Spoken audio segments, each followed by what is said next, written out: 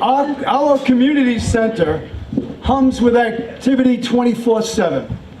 It is governed, steered, greased, nourished, and loved by our staff that is presided over by our executive director. This person has impacted everyone under this tent, including Teddy Roosevelt, in one way or another, and has greatly influenced MASPETH Town Hall's renowned success. Ladies and gentlemen, I give you our executive director, Eileen Reilly.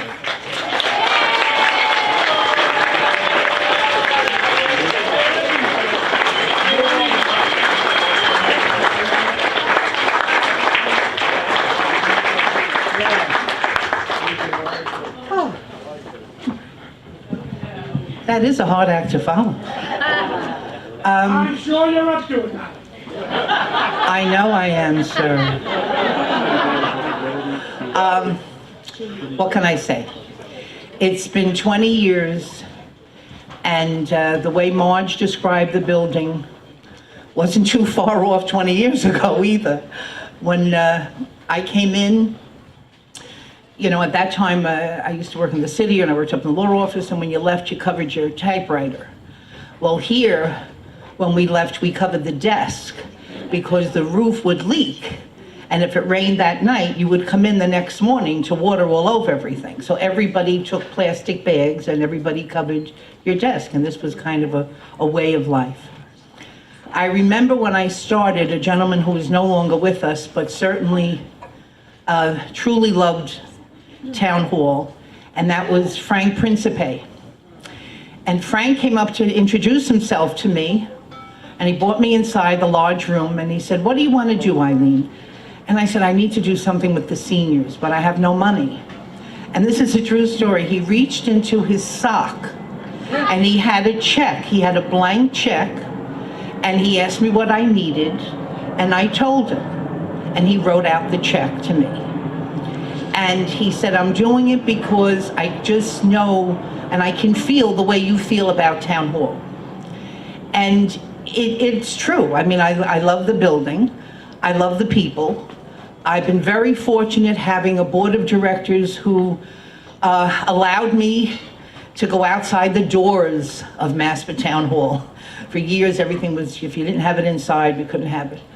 But they saw that the community needed a vocal point, a place where we could do the paperwork and everything here, but yet service, as we service today, 1,000 children in our after-school programming, which is phenomenal, phenomenal. We're in 8 public schools. We have right now over 185 employees. And all of this, all of the paperwork and the everything, I could not do it alone. Nobody could do that alone. I have a phenomenal, phenomenal staff. And they're here, some of them are here, and I just want to give them the due that certainly they deserve. And that's Kathy Cuff. Just stand up real quick. Ellie Pepe, Mary Johnston, Kathy Treby, Kim Russo. And we have a board member who volunteers every week, June Osmond. Where are you, Junie? Okay.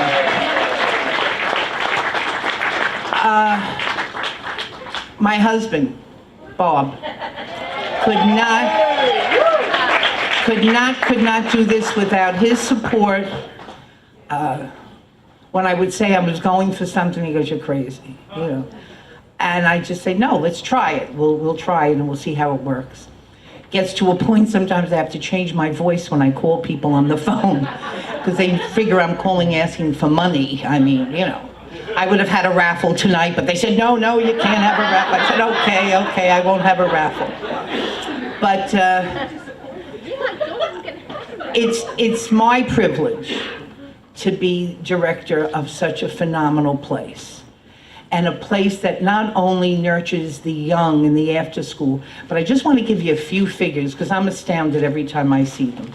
When we started this, we were only considering the children that we service. We never considered how many of the counselors.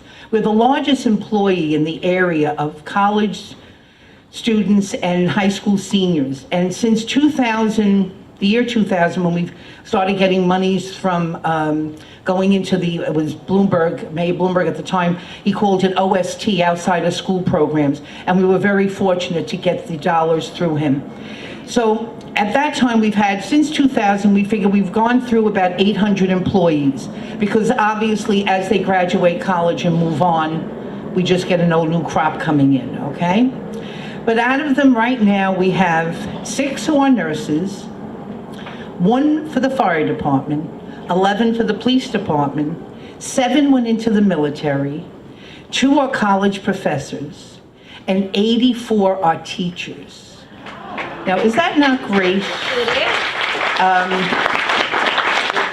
We found that some of the young adults who came to work for us thought that education was going to be their field. After working about 6 or 7 months with the after-school program, some of them decided, well, maybe I better rethink this. We're not going to do that. And some of them who never thought education in their life or in their dreams at all, coming to our after-school program, seeing the difference that they made in the children's lives, made them decide to go into teaching.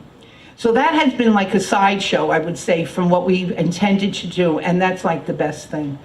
But I thank all of you, really from the bottom of my heart, for your support, not only your dollars, which are great and are needed, but for your moral support, for if I call you, especially the board of directors, Mary now is president, and all of them, Kenny, Lenny, I mean, they've always been there. If I'm gonna miss somebody, Madeline, everybody that's here, I have called for some reason during the course of the years. Mary Ellen, way in the back, she was actually one of our staff members many, many moons ago, and now she's a principal in the school, which she would have been anyhow, but I like to see that she came through our place there too. Without their support, without their direction, without their love, and we would not be here the way we are today. I thank you very, very much, everybody.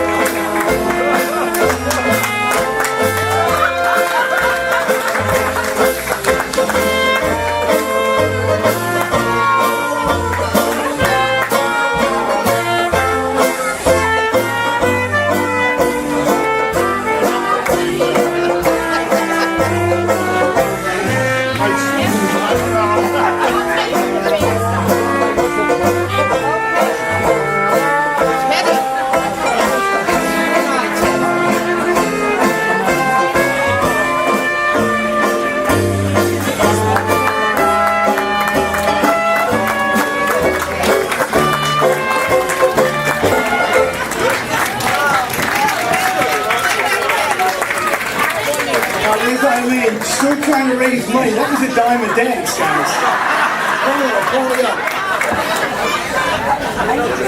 Eileen didn't mention our toddler program. Now, I don't know how many toddlers there are, but there's a lot of them. They just run around. You can't count them because they keep running. Like sheep, you can't count sheep. But they just keep running. The toddler program is really off and running at Town Hall.